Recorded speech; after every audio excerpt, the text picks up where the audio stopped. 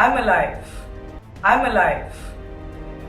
I didn't die because of cervical cancer.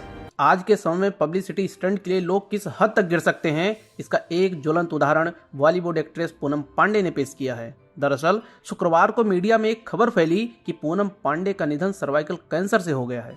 यह खबर इतना तेजी से फैली कि पूनम पांडे को वीडियो बनाकर इसका खंडन करना पड़ा। अब सवाल यह उठता है कि क्या कोई अपनी मौत की झूठी अफवाह प्रसारित कर सकता है?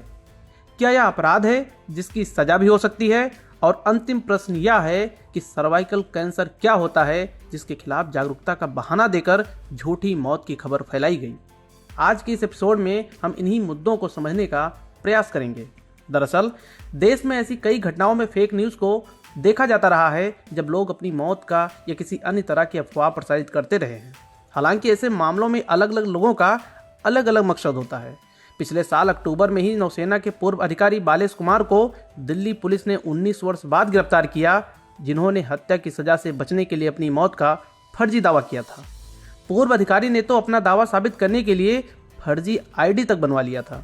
अगर पूनम पांडे के मामले को देखें तो यह अन्य मामलों से अलग है, क्योंकि इससे किसी तरह का नुकसान नहीं हुआ है। इस विषय पर इलाहाबाद उच्च न्यायालय के अधिवक्ता सिद्धार्थ शंकर कहते हैं कि अगर कोई 2-3 दिन के लिए अपनी मौत का दावा करता है और फिर खुद आकर कहता है कि मुझे कुछ नहीं हुआ, तो यह प्रमोशनल हो सकता है, जो अपराध की श्रेणी में नहीं आता है।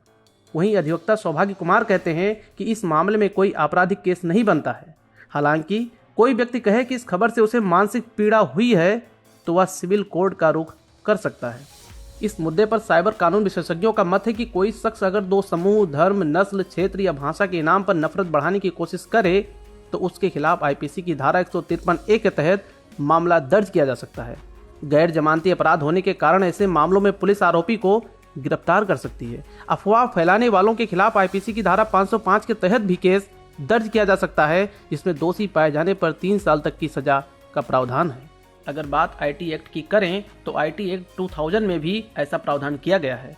इस एक्ट के सेक्शन 67 के तहत सोशल मीडिया पर आपत्तिजनक, भड़काऊ या समुदायों के बीच नफरत पैदा करने वाले पोस्ट, वीडियो या तस्वीर शेयर करने पर जेल के साथ जुर्माना भी देना पड़ सकता है। पहली बार दोषी पाए जाने पर 3 साल की जेल के साथ 5 लाख रुपए तक का जुर्माना, लेकिन यदि अपराध दोहराया जाता है तो दोषी को 5 साल की जेल और 10 लाख रुपए तक का जुर्माना देना पड़ सकता है, क्योंकि झूठ फैलाना, झूठी जानकारी वाले ईमेल, मैसेज आदि अपराध के दायरे में आते हैं। अगर बात सर्वाइकल कैंसर की करें तो यह एक महिला के गर्भाशय ग्रीवा में विकसित होता है। गर्भाशय ग्रीवा गर्भ का निचला सकरा सिरा होता है जो गर्भाशय को स्त्री जननांग से जोड़ता है।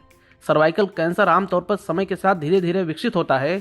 द लांसेट रिपोर्ट के अनुसार यह विश्व स्तर पर महिलाओं में चौथा सबसे आम प्रकार का कैंसर है, जबकि भारत में दूसरा। भारत में वैश्विक सर्वाइकल कैंसर का सबसे बड़ा हिस्सा देखा गया है। यानी सर्वाइकल कैंसर के कारण विश्व स्तर पर हर 4 मौतों में से लगभग 1 भारत में होता है। अर्थात बहुत साइलेंटली यह महिलाओं की जान ले रहा है, क्योंकि जागरूकता की कमी होने से समय पर इसकी जांच नहीं हो पाती है। जितना शीघ्र इसका पता चल जाए उसे उतना ही प्रभावी ढंग से समाप्त किया जा सकता है। प्रिय व्यूअर्स, आप इस तरह की झूठी खबर के बारे में क्या सोचते हैं? कमेंट करके जरूर बताएं। नमस्कार।